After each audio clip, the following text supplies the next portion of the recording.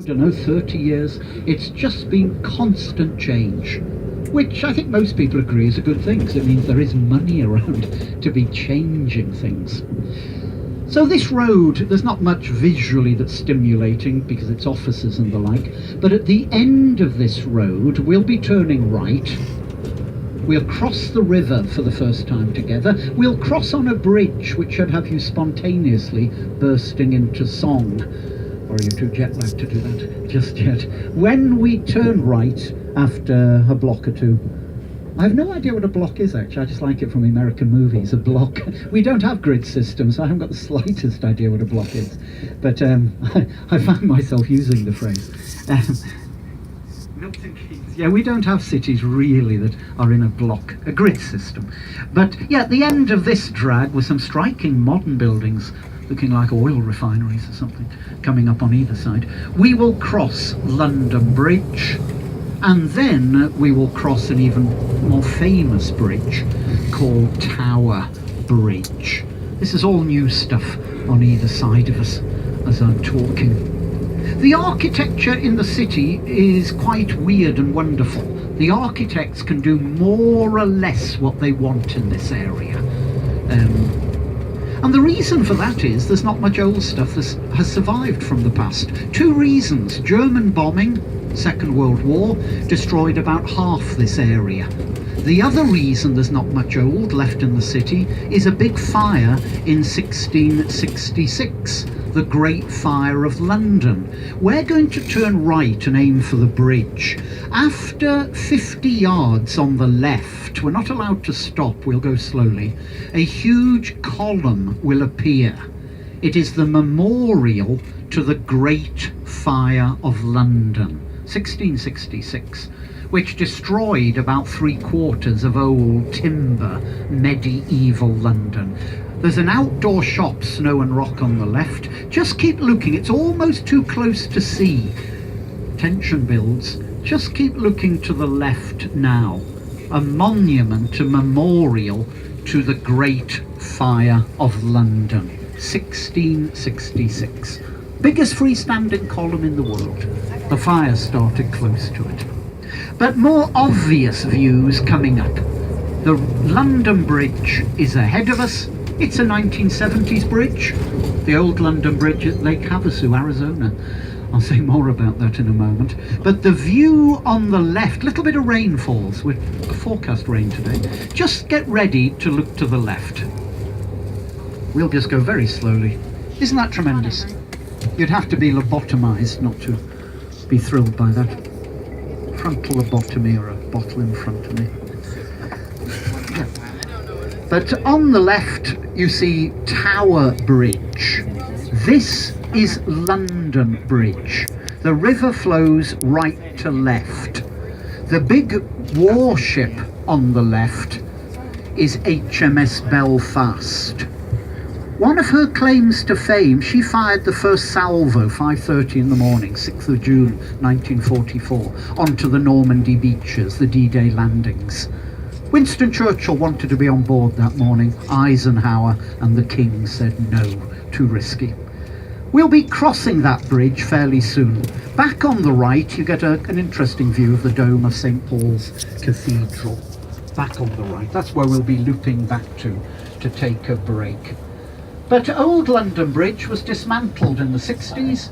An American corporation bought it. It became the biggest antique in the world. They numbered every stone. It went to Arizona. I've only seen photographs. They run red buses over it at Lake Havasu. If I ever came back as a bridge, I could think of no better retirement than standing here in the Thames for about 150 years, than going to Arizona for your retirement. Different climate, I would think. I'll talk more about the weather later. It is raining gently. You're seeing London at its best, therefore. We are south of the river. You might have seen a big tall building like a pyramid a second ago, and we're too close at the moment. If you're on the right, it will appear shortly on the right. I'll talk about it later. It's the tallest building in Western Europe. But there's an underground on the right, a big railway station on the right, London Bridge Station. We're going to continue about half a mile along this road to get to the next bridge. This once was all shipping. It's easy to forget that London was once the busiest port in the world. Lots of old warehouses along this drag. You barely notice them as that today. They've been turned into leisure and offices, residences in some cases. When I first came to London about 30 years ago, this was a very run-down area, you know, sort of dark and dingy. It's still changing parts of it. There's a pub coming up on the right that remembers the sailors, the shipwrights' arms. Strange modern statue on the left amongst the trees, like a totem pole. Modern art. But yeah, south of the river, the bulk of London's attractions, famous churches, museums, shopping, etc., is north of the Thames. Having mentioned the Belfast, the warship, there is one museum south of the river I always mention. I don't know, do you have free time or whatever? The Imperial War Museum is just south of the Thames, one of the best in town. Now then, the bridge we're going to cross in a moment is Tower Bridge.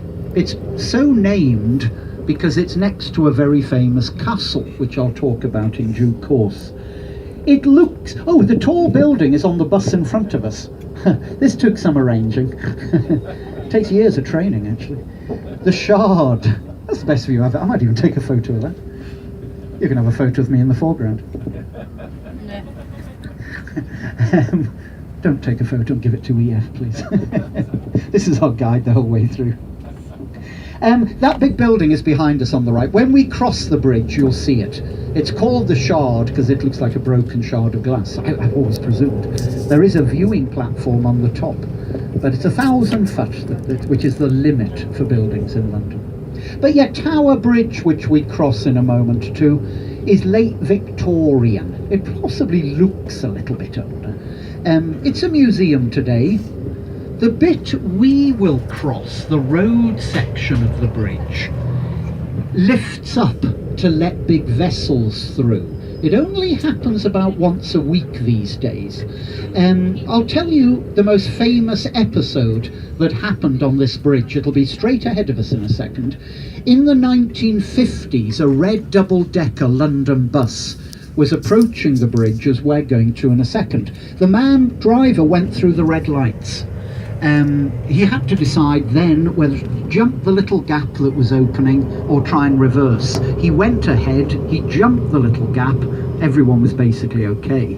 But the upshot was he was fined for dangerous driving and also given a medal for bravery. So this is Tower Bridge. The sea is about 35 miles somewhere off to the right. Ahead on the left are the weird shaped modern buildings. Look at them. That make up the city, the banking district proper.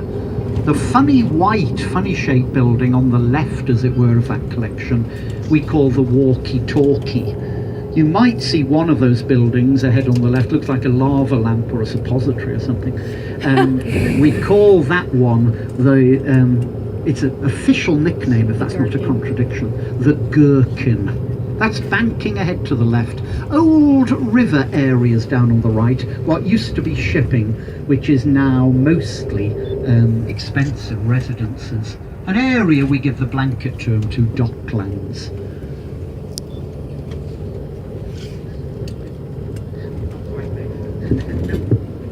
Now then, coming up on the left is after some trees. There's the Shard back on the left, that tall building. It'll stay in view for a while now. Coming up on the left is Her Majesty's the Tower of London. More books have been written about this castle on the left than any other structure in this country. I don't deal in dates. I don't like dates, despite being a guide. I deal in 3 dates. One of them is 1066. The last time this country was invaded successfully by William the Conqueror from Normandy, France. He started the Tower of London, the bit in the middle where there's a flag and 4 little towers with weather vanes. That's the first bit, the oldest. The walls immediately on the left are a bit later, 1300s. There used to be water down on the left where there's grass today, a moat. It's open to the public, as I'm sure you're aware. It's been many things: a mint, an observatory, the first London Zoo, an arsenal, a records office, a treasury. It still is a treasury today. Our royal jewels, the crown jewels, the royal bling, is displayed inside the Tower of London. Again, I don't know what your schedules are. If you have free time, you know, it's one of the options. You would need about 2 hours for the Tower of London, and again, I don't know how it fits in with what you're up to, but it's better in the morning than the afternoon. There's just less people.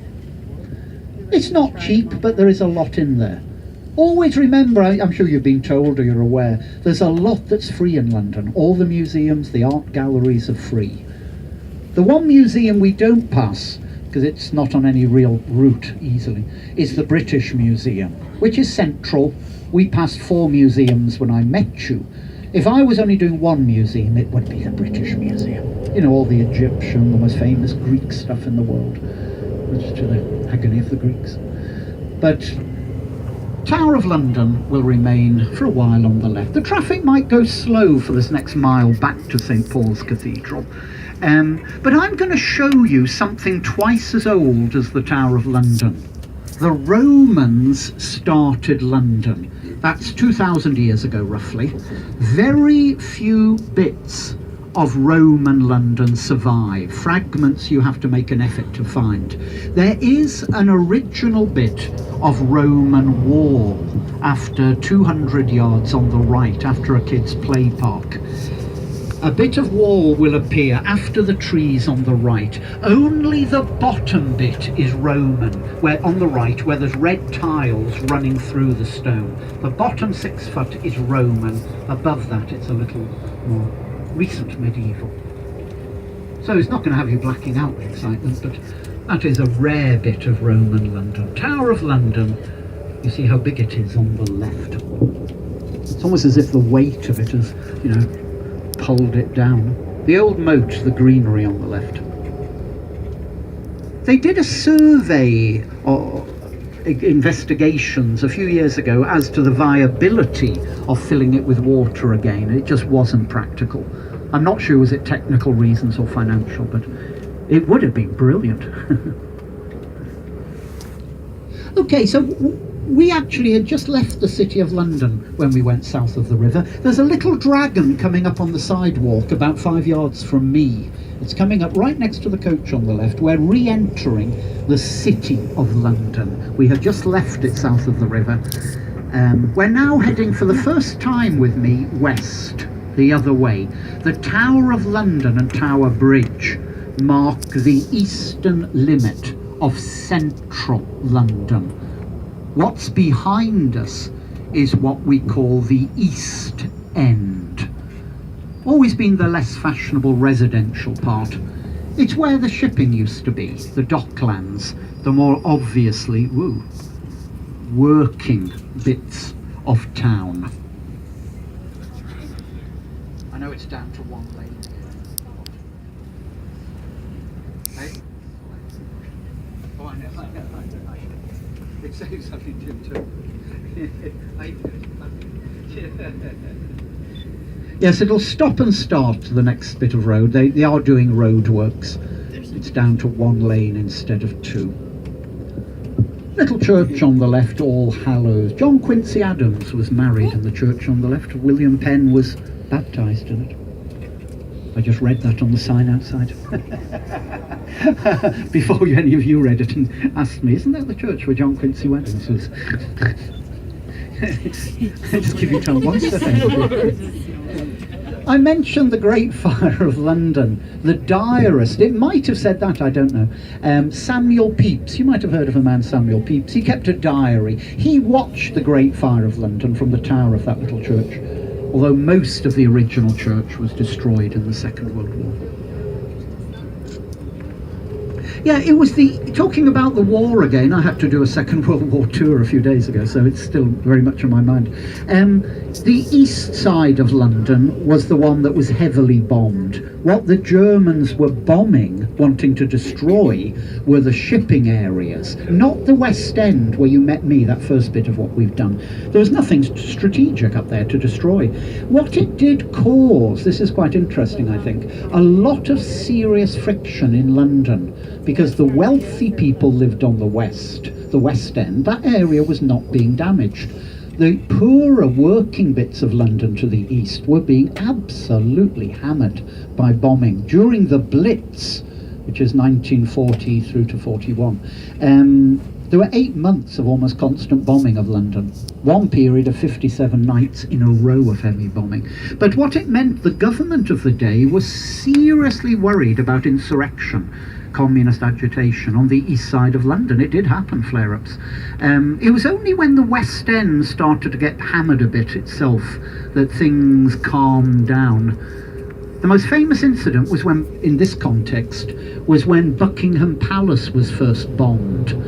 It was hit eventually about 9 times.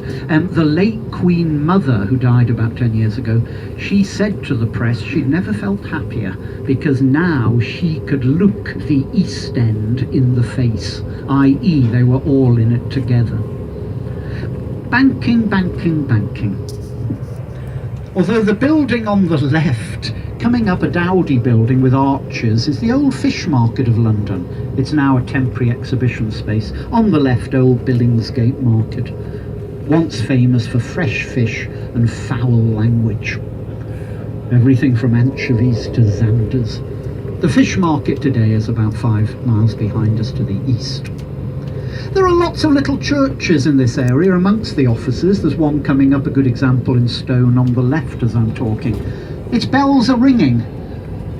EF pull out all the stops, really.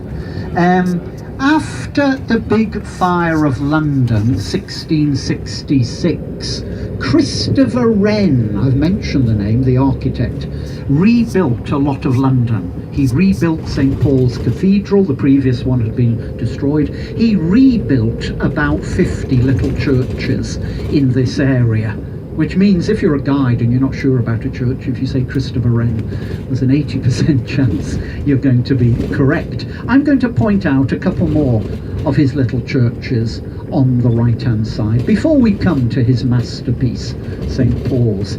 The next Wren church will come up after these trees on the right-hand side. They all look similar, late 16, early 1700s. Through the trees, you barely see it at this time of year. St. Michael Paternoster Royal.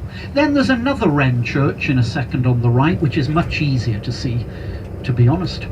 St. James Garlic Hythe coming up side on the right. The garlic market used to once be in this area. Must have been a hell of a smelly street. First the fish market, then the garlic market. By the time you were here, you'd be gagging. And then coming up on the right is a little, just the tower of a Wren church. The rest of it was pulled down in the Victorian period after the little trees on the right. Funny thing to mention, I was introduced to an American lady at a reception about 2 years ago who owns that tower, and she also owns another Christopher Wren tower. I never really got round in the small talk to ask her how she acquired them, and I don't know what she does with them, but something to meet a lady who owns 2 Christopher Wren church towers. I'll be going right where the taxi is. I don't cut off under tunnels like a car radio. In a moment we're going to be River Thames briefly on the left. I do plan to cross the river again later on a couple of bridges. We're going to curve up to the right, up to St. Paul's. We'll get off the church, walk about 300 yards, nothing too muscular. We'll take 20 minutes or so there, bathrooms, quick coffee, that sort of thing, before we head to the West End. Your tour director, Tom, must be in the middle of his shopping now. We'll meet him with bags and presents for us, a shirt for me, hopefully. I must remember to put a jacket on, do remind me. Another Wren church. One becomes quite blasé about this after a while. Oh,